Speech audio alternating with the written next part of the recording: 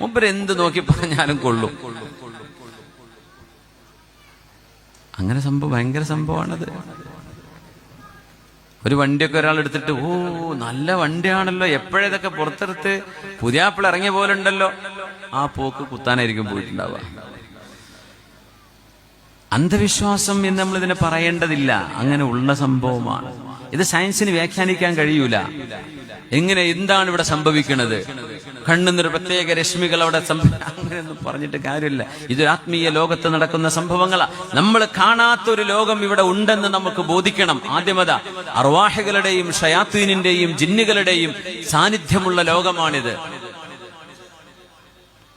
ആമിർ ഇബ്നു റബീഅ കണ്ണുള്ള ആളാണ്. കണ്ണുള്ള ആളുകൾ പ്രത്യേകം ശ്രദ്ധിക്കണം. എപ്പോഴും ബാറക്കല്ലാഹ്, അള്ളാഹു ബറക്കത്ത് ചെയ്യട്ടെ എന്ന് പറയേണ്ടവരാണ്. ഏതൊരു നല്ല കാര്യം കാണുമ്പോഴും ബാറക്കല്ലാഹ്, അള്ളാഹു ബറക്കത്ത് ചെയ്യട്ടെ എന്ന് പറഞ്ഞിട്ടേ പിന്നെ തുടങ്ങാൻ പാടുള്ളൂ. ഇതിന് അത്ഭുതം ചെയ്യുള്ളവർക്ക് അത് ആ നേരത്തെ ഓർമ്മ ഉണ്ടാവില്ല. അവരങ്ങ് പറയും, പിന്നെ ആയിരിക്കും സംഭവിക്കുക. എത്ര ചില നാട്ടിലൊക്കെ പേര് കേട്ട ഉമ്മാരുണ്ടാവും, ഉപ്പാരുണ്ടാവും. ആ വഴിക്ക് വരികയാണെങ്കിൽ മുഖം പൊത്തി ഓടേണ്ടി വരും. എന്തെങ്കിലും പറയും, പറയാണ്ടിരിക്കാൻ അവരെ കൊണ്ട് പറ്റൂല. പറഞ്ഞോ എന്തെങ്കിലും സംഭവിക്കുകയും ചെയ്യും. നിങ്ങൾക്ക് ചിലപ്പോൾ അനുഭവം ഉണ്ടാവൂലേ? ഉണ്ടോ? നല്ല രസമല്ല കുറെ. നമ്മൾ ഉസ്താദ് പറയായിരുന്നു, പാറ പൊട്ടിച്ചിട്ട് പൊട്ടാഞ്ഞിട്ടേ കണ്ണേറിലൊരുത്തനെ കൊണ്ടുവന്ന് നോക്കി പറയിപ്പിച്ചു എന്നാ. എന്താ ഇപ്പൊ ഇതിങ്ങനെ കമ്പിളിയും പോച്ച് കിടക്കണെന്ന്, ക്രാക്ക് വന്നു എന്ന് പാറക്ക്. സുബ്ഹാനല്ലാഹ്, ഒരു വാക്ക് പറയിക്കുകയാണത്. പല പല രാജ്യങ്ങളിലുണ്ട് കേട്ടോ. അത് ഇംഗ്ലീഷുകാർക്കും അവർക്കൊക്കെ വിശ്വാസമുള്ള സംഗതിയായി കണ്ണേറുന്ന സംഭവം. ഇതെല്ലാവരും ഒരു യൂണിവേഴ്സൽ ഫിനോമിനനാണ്. അത് ആർക്കുണ്ട്, എന്റെ വാക്ക് കണ്ണേറായി മാറുന്നുണ്ടോ ഇല്ലയോ അത് നമുക്ക് അറിയില്ല. പക്ഷെ ചില അനുഭവങ്ങളിൽ ഉണ്ടാകും അങ്ങനെ. ചില ആളുകൾ പറഞ്ഞതിന് ശേഷം പിന്നെ അങ്ങനെ ആയിപ്പോയി. ചില ആളുകൾ വീട്ടിൽ കയറിയിറങ്ങിപ്പോയാൽ പിന്നെ ആ വീട്ടുകാർക്ക് ഊരവേദനയും തലവേദനയും എണീക്കാൻ പറ്റൂല, അവിടെ കിടന്നു പോകും. പിന്നെ അതിന് റുഖിയ ചെയ്തെങ്കിലേ എണീക്കാൻ പറ്റുള്ളൂ. നിങ്ങൾ ശ്രദ്ധിച്ചിട്ടുണ്ടോ, നമ്മളെ ഈ പാലുകാച്ചല് കുറ്റൂസ എന്നൊക്കെ പറഞ്ഞ ഹൗസ് വാമിംഗ് പരിപാടി? ഉസ്മാൻ എവിടെ എന്താ പറയില്ല ഇതിന്? വീട് കുടിയാകുന്നതിന്, കുടിയാകുന്നതിനല്ലേ, പൊര കുടിയാകുക. മലപ്പുറത്തൊക്കെ കുറ്റൂസ എന്നൊക്കെ പറയാറുണ്ട്. പൊര കുടിയാവുക എന്നറിയില്ലേ? പൊര കുടിയാവുന്നേ ആ വീട്ടുകാർക്ക് ഒരാഴ്ച രണ്ടാഴ്ചക്ക് എണീക്കാൻ പറ്റാറില്ല. മരുന്നൂര് വീട്, ഓ എന്ത് രസമുള്ള വീടല്ലേ, എന്താ ഭംഗി, എന്താ സോഫന്റെ ഒക്കെ സുഖം, അടുക്കള എന്തൊരു രസമല്ല അടുക്കള എന്നൊക്കെ പറഞ്ഞ് ഡയലോഗ് അടിച്ച് ഈ സാധുക്കൾക്ക് കണ്ണുകൊണ്ടുപോകും. ഒരു മാഷാ അല്ലയോ തബാറക്കല്ലയോ പറയൂല. അതാണ് ഞങ്ങൾ ഇന്നലെ തിരുവനന്തപുരത്തായിരുന്നു പരിപാടി. ഞാൻ അവിടെ ഈ വിഷയം പറഞ്ഞു. ഞാൻ വെറുതെ സാന്ദർഭികമായിട്ട് പറയാണ്, ഇത് നമ്മുടെ വിഷയമല്ല. ഈ പൊര കൂടിയിരിക്കുന്ന സമയത്ത് പൊരന്റെ ഉള്ളിലേക്ക് ചെരുപ്പിട്ട് കയറരുത് എന്ന് ഞാൻ പറയാൻ ആഗ്രഹിക്കുകയാണ്. ആളുകൾ അസൂയ വെക്കുകയാണ്. ഒരു മനുഷ്യന്റെ വീട് കേടാക്കി കൊടുക്കുക. എന്താ നമുക്ക് ചെരുപ്പഴിച്ച് കയറിയാ വല്ല കുഴപ്പമുണ്ടോ? പള്ളിയിൽ നമ്മൾ ആയിരക്കണക്കിന് ആൾക്കാർ കയറി ആയിരക്കണക്കിന് ചെരുപ്പ് പുറത്തുണ്ടാവുന്നില്ലേ, വല്ല കുഴപ്പമുണ്ടോ? ഒരു വീട്ടിലൊരു മനുഷ്യൻ പെയിന്റ് ഒക്കെ അടിച്ച് വൃത്തിയാക്കി, നിങ്ങൾ വരി എന്റെ വീട് കണ്ടോളി എന്ന് പറഞ്ഞ് ചോറും തന്നിട്ട് സൽക്കരിക്കുക.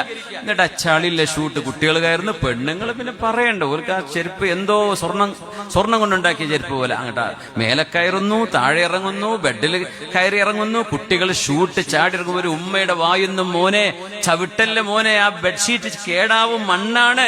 സ്വന്തം മക്കളോട് പറയാൻ തോന്നില്ല, എന്തേ ആരാന്റെ വീടാണ് ആയിക്കോട്ടെ എന്ന്. എന്താണ് പടച്ചോനെ, വല്ലാത്ത മനുഷ്യന്മാർ. അസൂയ എന്നല്ലേ ഇതിന് പറയാ.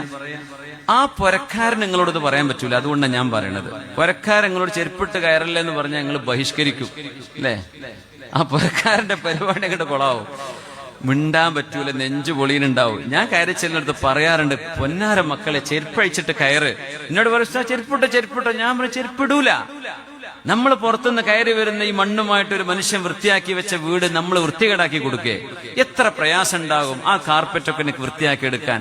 ആ റൂമിൽ ആർക്കെങ്കിലും മുസല്ല വെച്ച് നിസ്കരിക്കാൻ പറ്റുമോ? ഫോട്ടോഗ്രാഫർമാരുണ്ട്, ഷൂട്ടിട്ട് ഇങ്ങനെ കൂളായിട്ട് ചവിട്ടി ആ കാലിൽ മൊത്തം ചളിയേരി. എനിക്ക് ദേഷ്യം വരാറുണ്ട്, സത്യം പറയട്ടെ. ആരുടെയൊക്കെയോ പറയാണ്, എന്നാൽ എന്റെ മനസ്സ് വേദനിക്കും. പടച്ചവനെ, ഒരു മനുഷ്യൻ പൈസ ചെലവാക്കി വൃത്തിയാക്കിയിട്ടേ നമ്മളെ കുട്ടികളൊക്കെ കൂളായിട്ട് ചെരുപ്പിട്ട് കയറുക. ദയവ് ചെയ്ത് ആരും ചെയ്യരുത് അത്, ദയവ് ചെയ്ത്. ഇതൊരു അസൂയയാണ്. എന്നിട്ടുണ്ട് ആ ചെരുപ്പം കൊണ്ടൊരു നൃത്തം ചുമരുമേ. ആ ഷൂവിന്റെ പ്രിന്റ് ഇങ്ങനെ ചുമരുമ കാണും. മഴക്കാലത്താണെങ്കിൽ പറയും വേണ്ട. വൃത്തികേടാക്കി അസൂയ കാണിക്കുക ചെയ്യരുത് മുഅ്മിനീങ്ങളെ.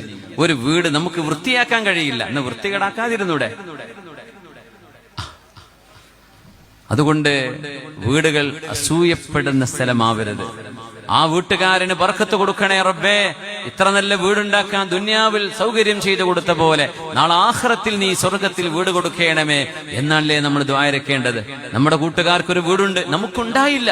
പടച്ചോനെ എനിക്കും തന്നൂടെ റബ്ബേ ഒരു വീട് ഇതുപോലെ, എനിക്കും തരയണമേ, എന്റെ കൂട്ടുകാരന് എന്റെ നാട്ടുകാരന് നീ കൊടുത്ത പോലെ എന്ന് മനസ്സുകൊണ്ട് സ്നേഹത്തോടെ ദുആ ചെയ്തു കൊടുക്കണം വീട്ടുകാർക്ക്.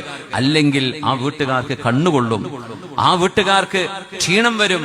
കണ്ണേറിന്റെ ഐനിന്റെ ഇസ്വാബത്ത് കൊണ്ട് അവർ വലിയ പ്രയാസത്തില. അവർക്ക് അറിയില്ല. ഡോക്ടർമാർ പറയും ഒക്കെ ഓക്കെയാണല്ലോ, ബ്ലഡ് പ്രഷർ ഒക്കെയാണ്, ഷുഗർ ഒക്കെയാണ്, കൊളസ്ട്രോൾ ഒക്കെയാണ്, നിങ്ങൾക്ക് ഒരു കുഴപ്പം കാണുന്നില്ല, ആൾക്ക് എണീക്കാൻ പറ്റൂല. അപ്പോ ചിലരുടെയൊക്കെ വിചാരം കാസർഗോഡാനാണ്. അത് നമ്മുടെ നമ്മുടെ ചെറുപ്പക്കാരുടെ ഒരു സ്നേഹമുണ്ട്. എനിക്ക് ഭയങ്കര ഇഷ്ടമാണ്. കുറച്ച് മോഡലും അടിച്ചുപൊളിയൊക്കെ നമ്മുടെ കുട്ടികൾക്ക് ഉണ്ട്, ഒക്കെ ശരിയാണ്. എന്നാലും ഒരു ദീനിന്റെ വിഷയം വരുമ്പോ അവർ മുമ്പിലുണ്ടാവും. ചിലപ്പോൾ കയ്യുമ വാളിയും മാലയൊക്കെ ഉണ്ടാവും, കാതിൽ കുത്തിയതൊക്കെ കാണാറുണ്ട് ചിലപ്പോ. എന്നാലും തോന്നും നമ്മുടെ മക്കളാണ്. അവർ റബീഉൽ അവ്വൽ വരുമ്പോഴും നമ്മുടെ നേർച്ചകൾ വരുമ്പോഴും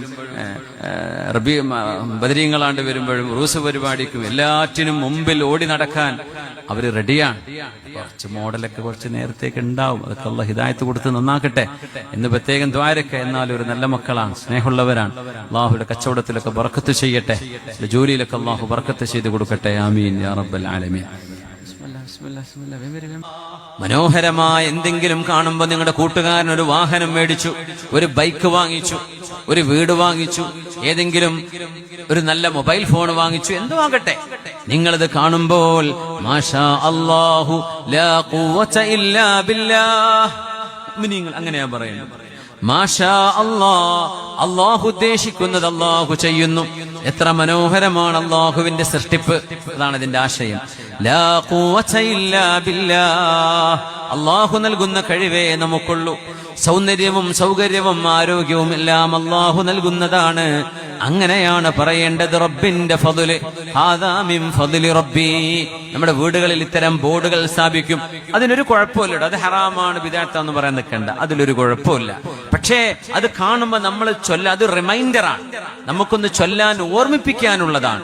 മാഷാ അല്ലാഹ് ലാ ഹൗല വലാ ഖുവത ഇല്ലാ ബില്ലാഹ്, മാഷാ അല്ലാഹു ലാ ഖുവത ഇല്ലാ ബില്ലാഹ്, അല്ലെങ്കിൽ ഹാദാ മിൻ ഫദ്ലി റബ്ബി, ഇതെന്റെ റബ്ബിന്റെ ഔദാര്യമാണ്. ലിയബ്ലുവനി അഷ്കുറു അം അക്ഫുർ, സുലൈമാൻ നബി പറഞ്ഞ വാക്കാണത്. ബിൽഖീസ് രാജ്ഞിയുടെ കൊട്ടാരം അവിടെ നിന്നിട്ട് ഫലസ്തീനിലേക്ക്, സബയിൽ നിന്ന് ഫലസ്തീനിലേക്ക് കൊണ്ടുവന്നപ്പോ മിനിമം 2500-3000 കിലോമീറ്റർ കാണും.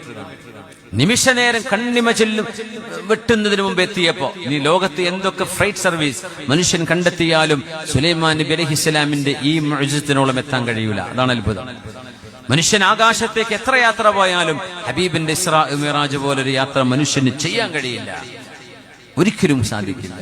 മുഅ്ജിസത്തുകൾ മനുഷ്യന്റെ കഴിവുകളെ മുഴുവനും മറികടക്കുന്ന അല്ലാഹു നൽകുന്ന അജയ്യമായ സിദ്ധികളാണ്, കഴിവുകളാണ്. സുലൈമാൻ നബി അലൈഹിസ്സലാം പറഞ്ഞു, ഇതെന്റെ റബ്ബിന്റെ ഔദാര്യമാണ്, ഞാൻ നന്ദി ചെയ്യുന്നുണ്ടോ ഇല്ലയോ എന്ന് പരിശോധിക്കാൻ എന്ന് പറഞ്ഞു. യാ അല്ലാഹ്, അതാണ് ഹാദാ മിൻ ഫദ്ലി റബ്ബി എന്ന് പറഞ്ഞു.